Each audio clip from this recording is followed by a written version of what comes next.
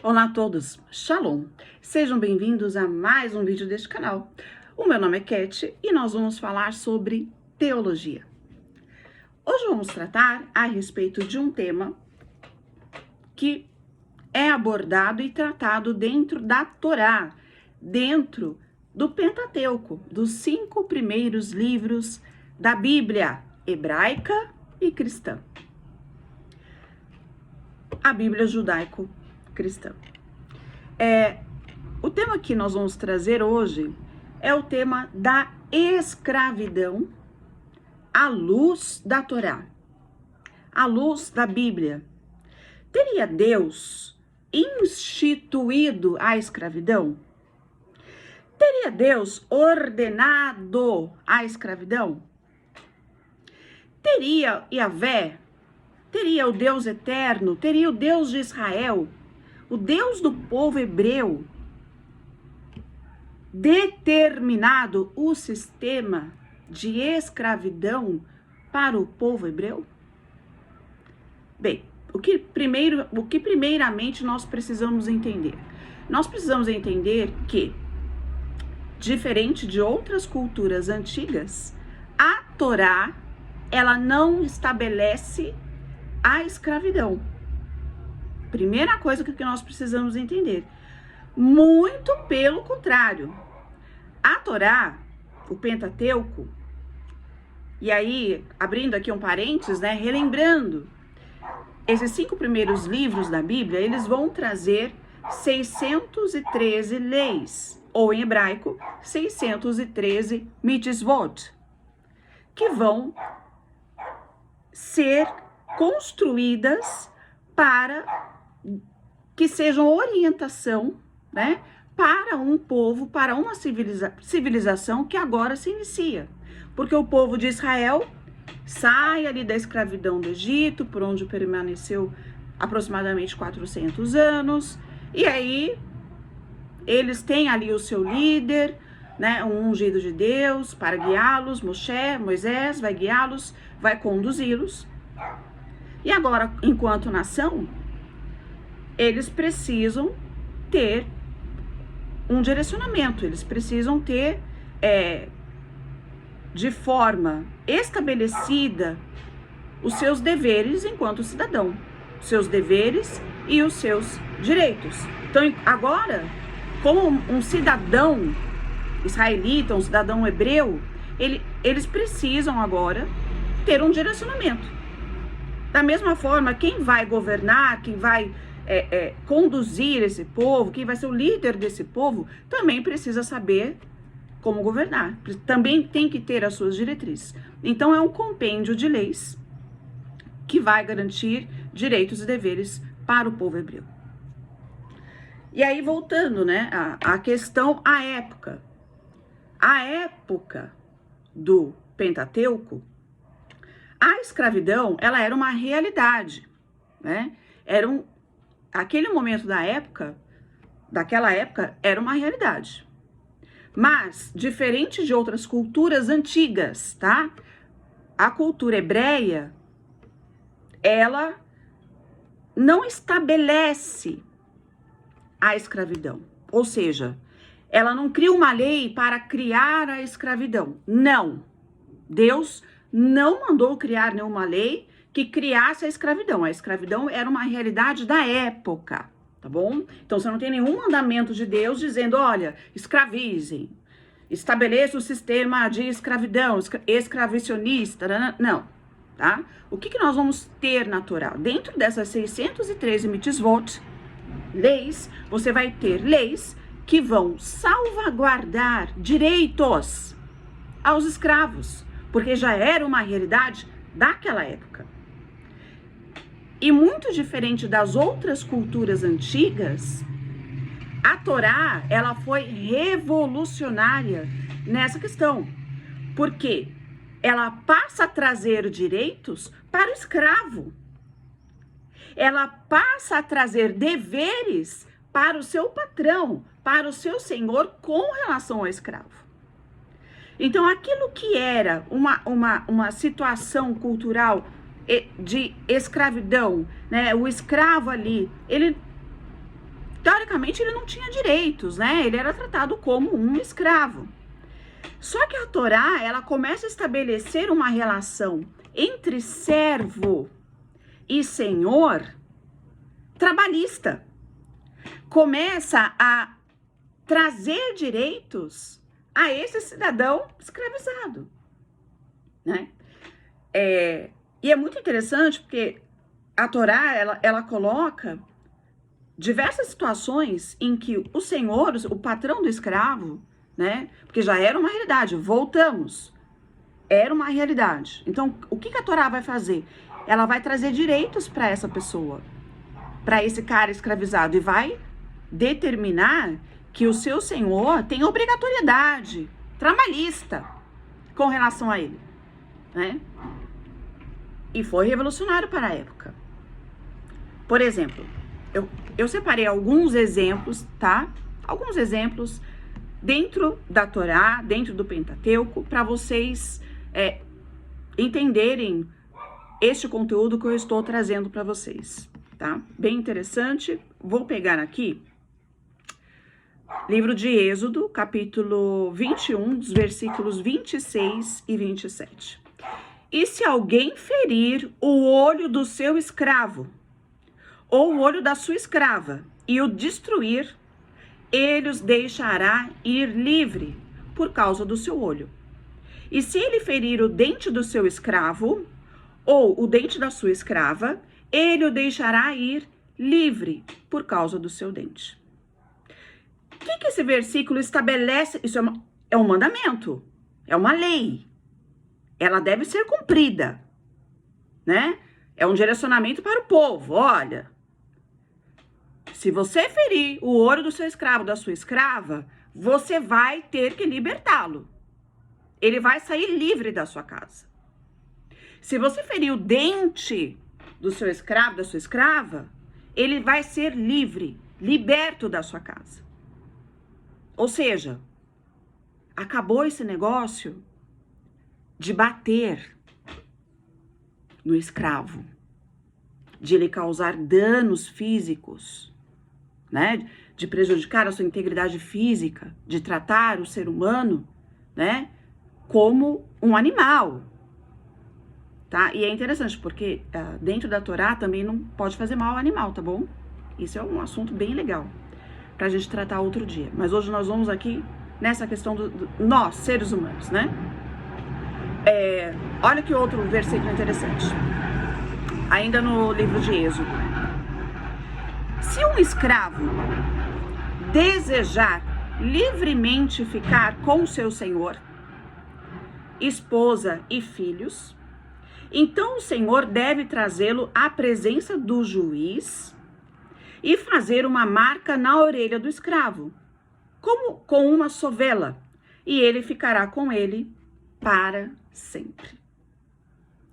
Dentro do meio do povo hebreu, por vezes, você tinha uma relação tão boa entre senhor e servo, né?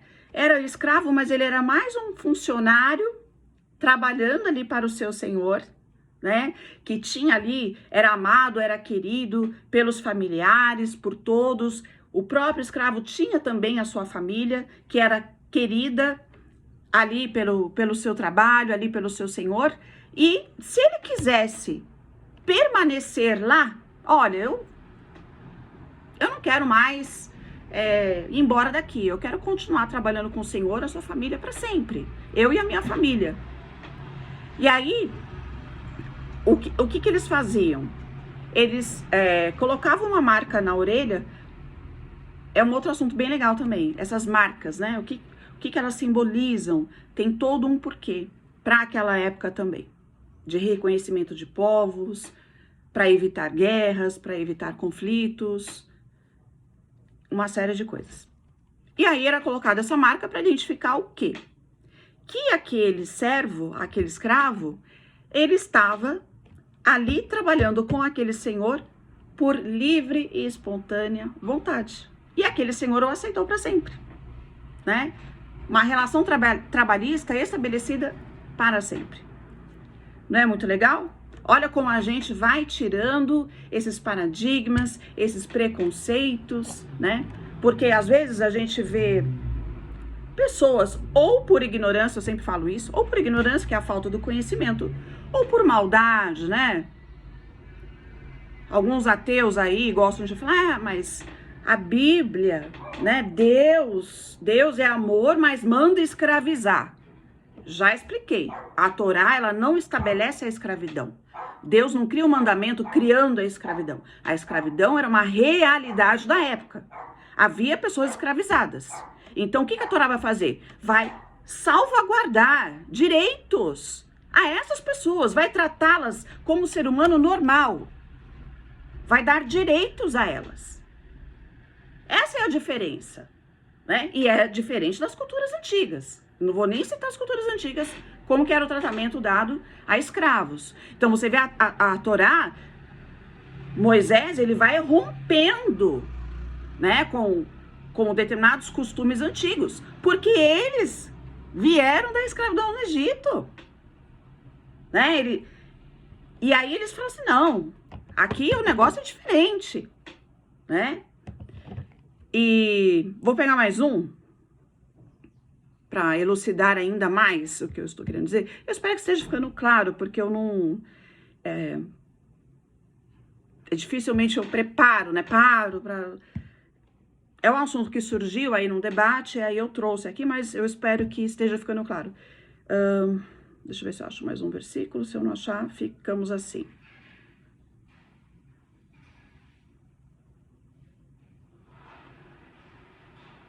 Eu já falei do... Esse é interessante, olha. Ainda em Êxodo, capítulo 21, versículo 20 e 21. E se alguém ferir o seu escravo, ou a sua escrava, com uma vara, e ele ou ela morrer sob a sua mão, certamente será punido. Mas se a pessoa sobreviver por 1 ou 2 dias, não será punido. Porque é o dinheiro da sua compra. O que esse versículo vai estabelecer? Olha, se você ferir o teu escravo, veja que é uma determinação dada ao Senhor, né? Ao Senhor daquele escravo. Olha, presta atenção, né? Presta atenção. Se você ferir o teu escravo e ele vir a morrer, você é culpado disso e você vai pagar por isso. Seu escravo ou sua escrava. Se você ferir o seu escravo e ele morrer dias depois, você também será punido por isso. Não tem essa. Você não vai levar o seu escravo a óbito. Você não vai matar o seu escravo e ficar tudo bem, porque ele é escravo. Não. Você vai ser punido por isso. Isso é revolucionário para a época. Porque o escravo... E aí, se a gente pegar dentro da cultura egípcia, se a gente pegar antes com os sumérios, é um tratamento completamente diferente, né? Você matou um escravo, então tá justificado. Agora não. Opa, você vai ser punido. Você vai ser punido. Percebem como que a Torá, ela não estabelece a escravidão, né? Mas ela salvaguarda direitos e deveres. Direitos aos servos, aos escravos, e deveres aos seus senhores ou empregadores. Sem falar, né, que a Torá vai ter o quê? O ano do jubileu.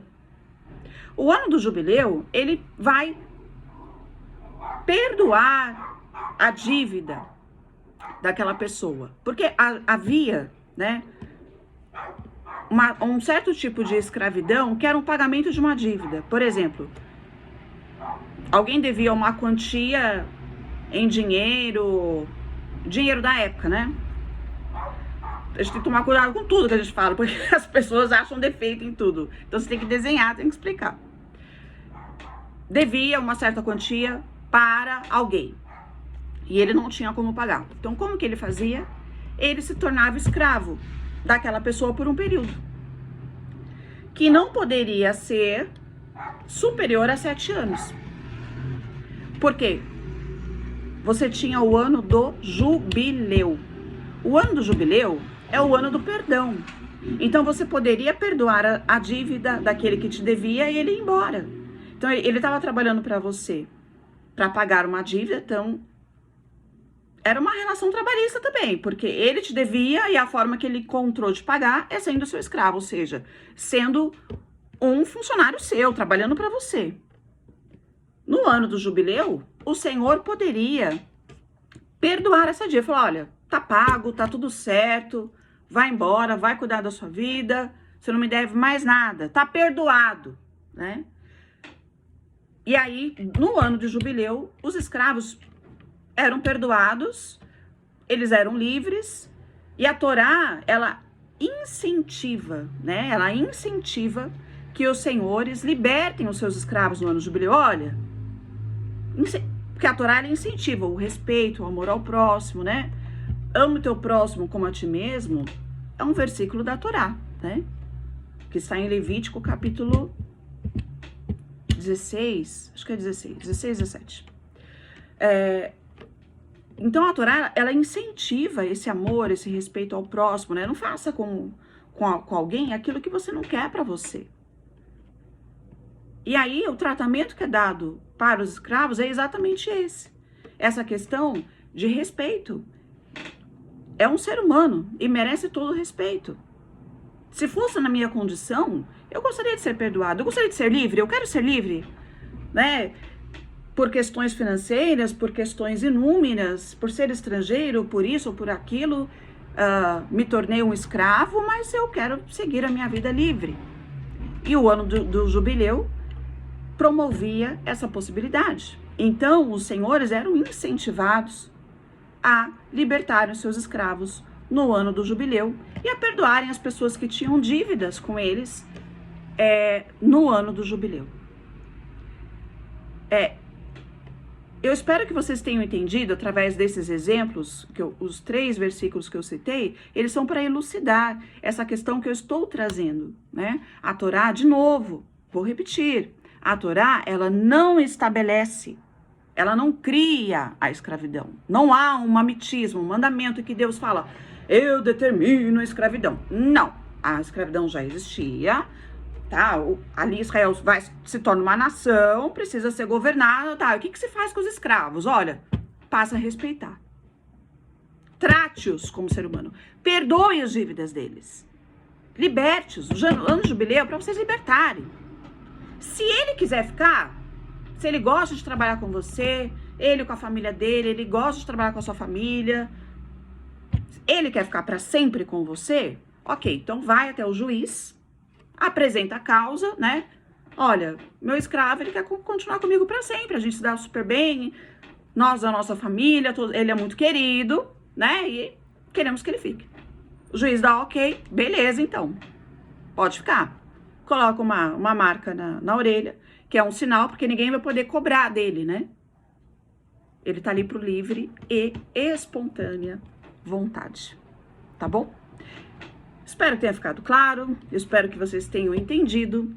Então, voltando, quando alguém fala, ai, mas Deus é um Deus de amor, mas ele legitima a escravidão na Bíblia, que Deus é esse? Manda esses ateuzinhos passear, que eles não têm o que fazer da vida, a não ser falar mal daquilo que eles não sabem, tá bom? É isso, obrigada a todos e tchau!